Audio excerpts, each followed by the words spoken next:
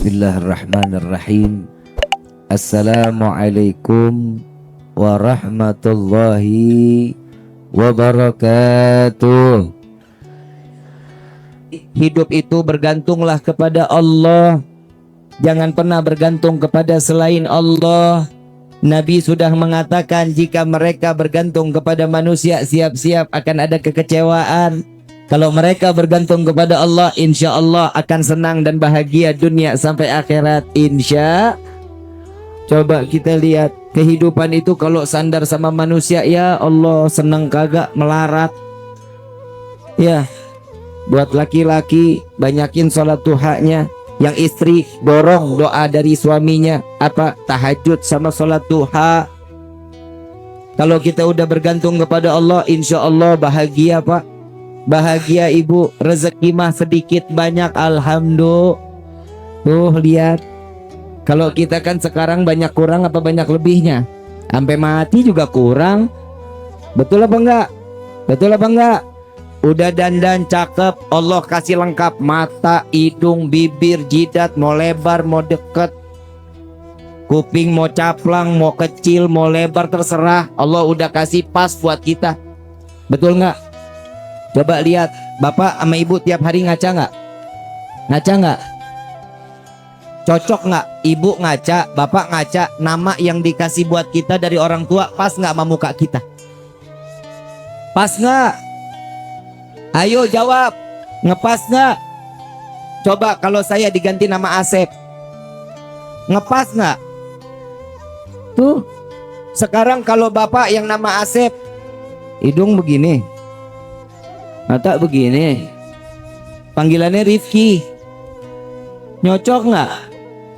Allah udah ngasih kita tuh nyocok, gak bakal kurang, demi Allah gak bakal kurang. Kadang manusia itu sudah dikasih, syukur dong sama Allah. Kenapa? Ini loh hadiah dari Allah, bentuknya seperti ini nih. Ya, bentuknya udah seperti ini. Sekarang enggak, hidung lah dimancung-mancungin, dagu lah dipanjang-panjangin, mata lah disambung-sambung. Betul. Rahang lah dibedel. Tahu rahang? Nih. Dandan boleh, ngerapihin, ngerawat boleh. Mau laki mau perempuan rawat wajahnya nggak apa-apa, tapi jangan dirubah dong. Berarti itu kan sudah menyalakan kodrat dari Allah. Udah begitu, udah cari gimana nyocoknya. Paham ya? Yang perempuan rambut dipanjang-panjangin, disambung-sambung, begitu dijambak copot. Bagaimana, kan repot. Ya, udah syukur aja, udah alhamdulillah. Kalau semua kita bergantung kepada Allah, mau senang bukan main.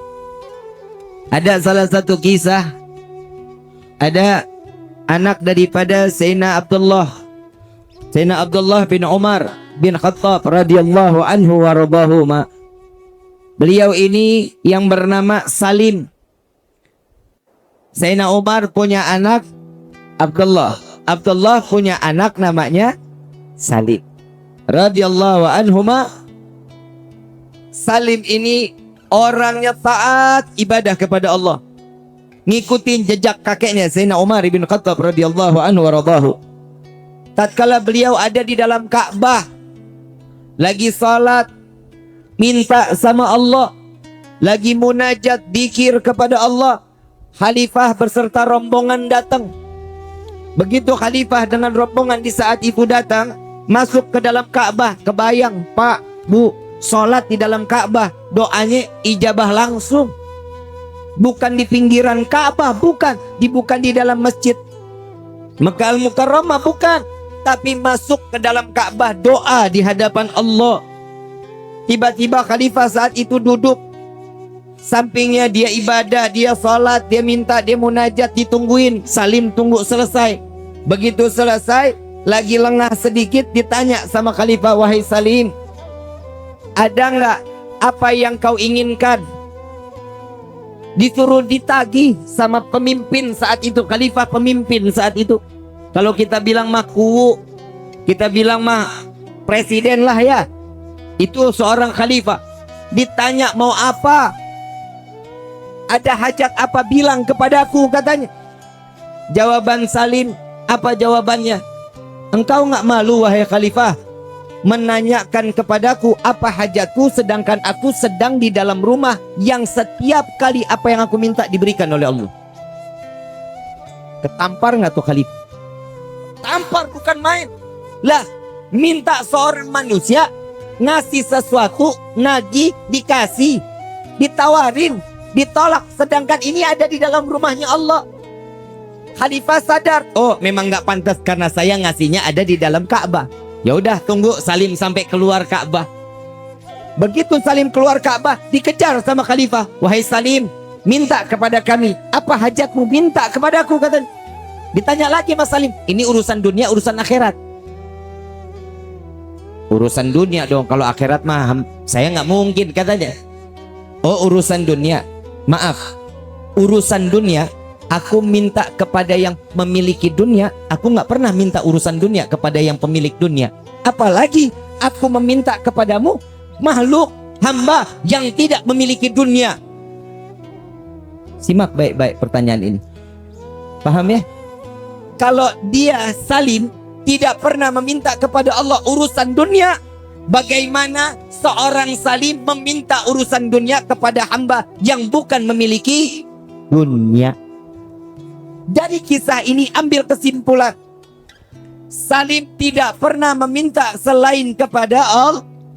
Yang pantas untuk memberikan pertolongan hanya, maka setiap manusia jika bersandar kepada Allah, jaminan di dalam kehidupannya dunia wal Rabbana atina fid dunya hasanah wa fil akhirati wa qina adzab.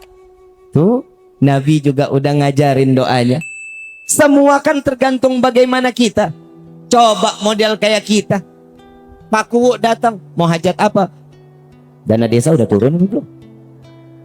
Soklah bagi dua. Salim mah kagak. Coba urusan dunia dia nggak pernah minta sama Allah. Coba kalau kita urusan dunia minta akhirat, pernah kita minta sama Allah? Woi, pernah minta urusan akhirat sama Allah? Kapan? Kalau lagi sakit. Betul. Padahal Allah udah kasih tanda lewat Nabi Muhammad SAW. Setiap manusia jika bergantung kepada Allah, kematiannya pun aman. Kenapa? Udah dikasih tanda-tanda sama Allah lewat Nabi Muhammad. Gigi copot, tanda mati. Oi, yang ngompong. Gigi copot, tanda mati. Yang kedua, kulit ditarik, lama baliknya. Apa namanya tuh? Keriput. Keot. Kempot, iyalah begitu. Itu tanda. Mulut nggak ada rasa, pahit. Bukan corona, bukan.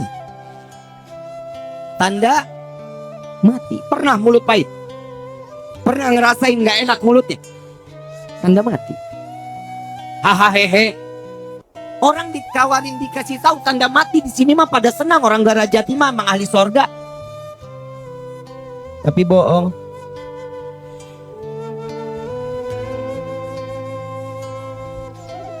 Numbu uban, tanda mati. Lagi udah ubanan masih pakai legging aja lu. Ini Allah, lewat Allah, baik lewat Nabi Muhammad SAW. Ibu bapak yang dirahmati oleh Allah, apa sih yang kita harapin selain kehidupan senang dunia, senang akhirat? Dan jangan lupa, udahlah kalau kita urusan ibadah mah blow on. Bener? Baca Quran kadang iya kadang kagak. Kalau lagi iya itu juga Ramadan juga minggu pertama. Betul nggak? 1 juz nggak kelar-kelar 1 minggu. Bener? Tuh dia. Tapi tolong diusahakan kita setiap hari lebih sering megang handphone apa megang Quran. Nggak usah dijawab, dalam hati aja, padahal mah malu kalau dijawab. Betul nggak? Sering baca WhatsApp apa sering baca Quran? Jangan dijawab, Dalam hati aja. Kalau untuk mah gue udah tahu. Betul. Yang nyelamatin kita WhatsApp apa Quran? Kenapa yang dibaca WhatsApp? Ini dunia udah mulai terbalik. Ibu bapak yang dirahmati oleh Allah, tolong sisain satu waktu aja. Satu waktu sebentar, nggak sampai 1 jam juga nggak apa-apa. Ambil Quran, baca Quran. Bib, saya sibuk, nggak bisa sama sekali. Kalau udah kepepet banget, emang udah udah sibuk, bukan main. Nggak ada waktu sama sekali. Minimal, a'udzubillahi minasyaitonirrajim, bismillahirrahmanirrahim, alif lam mim, sadaqallahul azim. Gak apa-apa. Yang penting tahu bahwa kita ini seorang hamba, tugasnya cuma ibadah. Kita baca Quran tinggal baca, nggak harus ngapal kayak para sahabat Nabi Muhammad SAW. Ini nih masalah di dalam hidup kita, makanya rumah tangga kita tuh ancur-ancuran. Rezeki kita kadang datang, kadang kagak. Kenapa? Karena kita sudah lupa sama Allah. Seakan-akan kita nggak butuh sandaran lagi kepada Allah. Ibu bapak yang dirahmati oleh Allah, 1 tambah 1 tetap hasilnya 2. Betul? Gak bakal pernah menjadi 3, 4, 5, 6, 10. Gak akan. Tetap 1 tambah 1 hasilnya 2. Sama. Rezeki banyak, dikit, semua dari Allah. Gak akan. Kita kalau udah dikasih segini, alhamdulillah, syukur aja sudah. Sandarkan diri kepada Allah, syukur kepada Allah. Disitulah titel seseorang akan dititipkan iman dan dijaga oleh Allah sampai matinya. Amin ya Rabbal. Salah kalau kita punya sandaran mah ke orang lain, sandar kepada manusia lain, ya naudzubillah min dzalik. Bu, Pak, ada satu kisah. Nih kita masalah rezeki, saya bicara boleh? Boleh ya? Nabi Sulaiman ngelihat semut. Tahu semut? Semut lagi gendong gandum. Lagi gendong? Lagi jalan ke pinggir sungai nih semut, dilihatin sama Nabi Sulaiman. Ada katak, kodok, apa? Bangkong. Iyalah itu ya. Padahal kodok, bangkong mas sarua ya. Ya begitu modelnya. Ini semut masuk ke dalam mulut kodok. Gak lama setelah dimakan, semut ini masuk ke dalam mulut kodok. Kodok nyemplung ke dalam sungai. Enggak lama keluar lagi. Begitu keluar, semut keluar dari mulutnya, jalan tanpa bawa gandum. Nabi Sulaiman tanya, semut, habis dari mana? Habis ketemu kodok. Gandumnya kemana? Udah dititipin buat cacing yang di dalam sungai. Atas perintah siapa? Allah memerintahkanku untuk membawa gandum sampai aku masuk ke dalam mulut kodok, masuk ke dalam sungai. Semut mana bisa berenang? Cara Allah, itulah wasilahnya Allah memberikan rezeki kita lewat siapa aja, dan itu targetnya betul sampai kemana target yang dituju oleh Allah. Amin ya insya. Tuh, cacing, binatang yang ada di dalam sungai persis rezekinya dengan aturan Allah. Betul apa enggak? Masa kita kalah sih sama semut? Semut aja dapat perintah. Begitu dapat perintah oleh Allah, bawa gandumnya kepada cacing. Tahu kodok udah siap, cacing tinggal makan. Masa kita manusia punya akal, punya hati, punya pikiran, punya perasaan, kita nggak bisa ngejalanin kehidupan kita hanya rezeki, hanya bergantung kepada Allah? Ada satu kisah lagi, semut diambil sama Nabi Allah Sulaiman. Ditanya, wahai semut, setahun makananmu seberapa banyak? Kata semut, 1 butir gandum untuk 1 tahun. 1 butir gandum untuk 1 tahun. Diambil semut ini, dimasukin ke toples, dikasih gandum 1 biji. Sampai 1 tahun dilihat itu gandum masih sisa setengah. Gandumnya sisa setengah. Begitu sisa setengah, Nabi Sulaiman tanya, wahai semut, katanya ini gandum habis dalam waktu 1 tahun. Kok sekarang sudah setahun masih ada setengah? Wahai Nabi Allah Sulaiman, jika aku di luar dari toples ini, pergantunganku kepada Allah, Allah memberikan rezekiku kepadaku banyak, tidak akan pernah terhingga.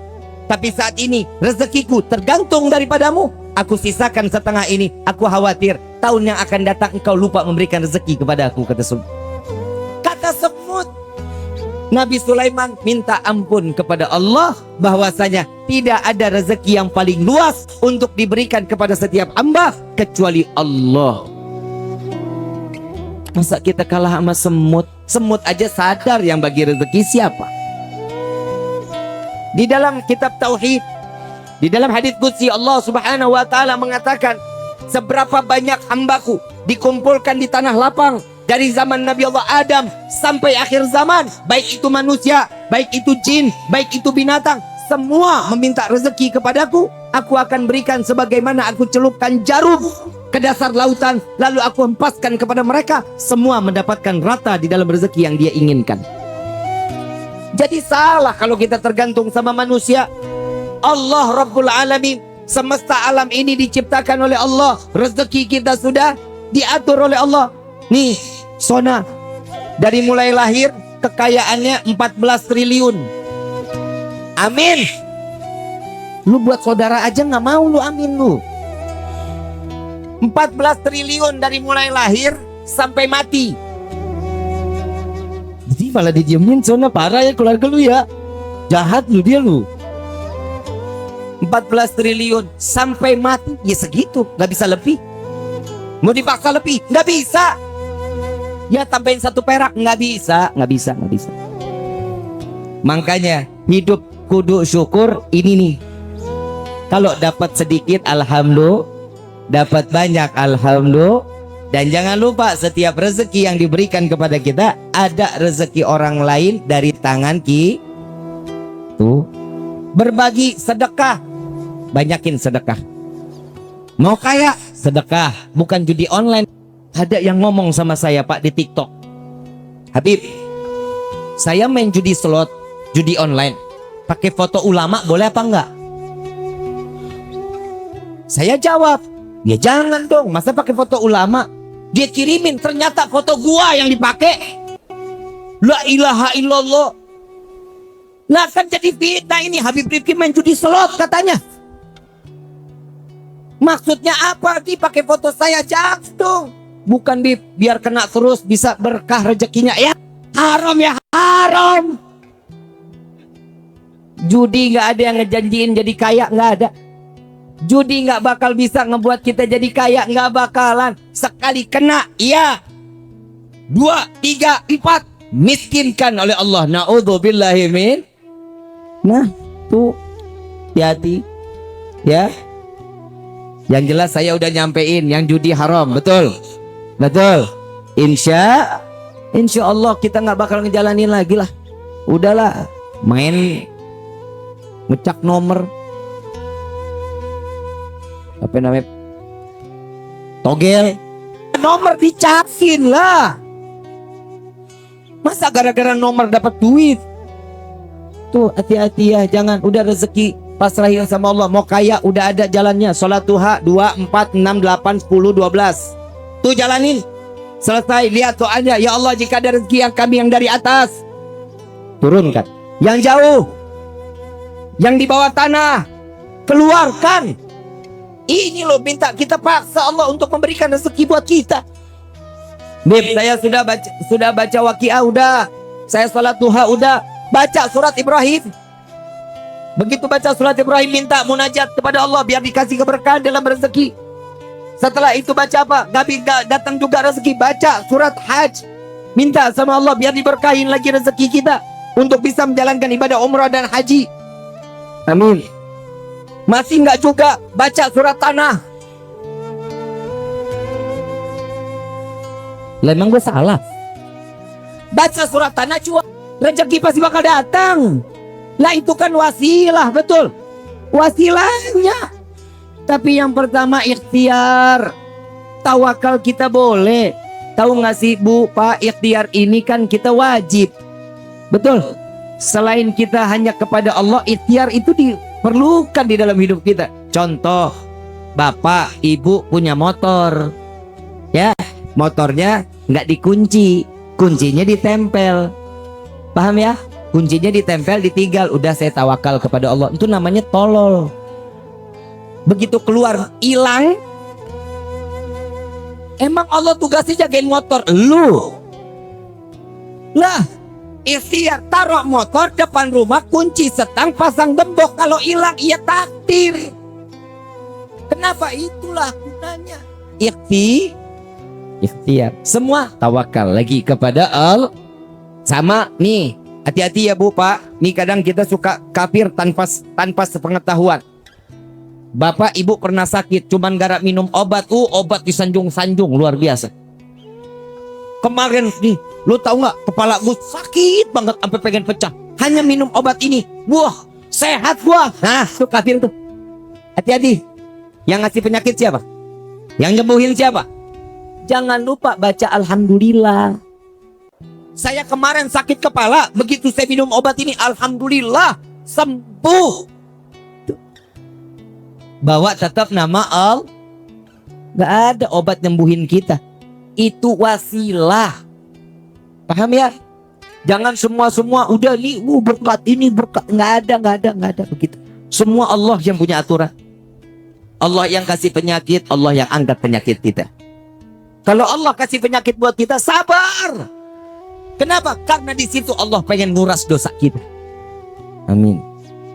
Tuh kan disuruh lagi. Ibu bapak yang dirahmati oleh Allah, kalau sudah sandaran kita kepada Allah, yakin kita kepada Allah, maka pertolongan Allah akan tetap datang kepada kita, insya Allah.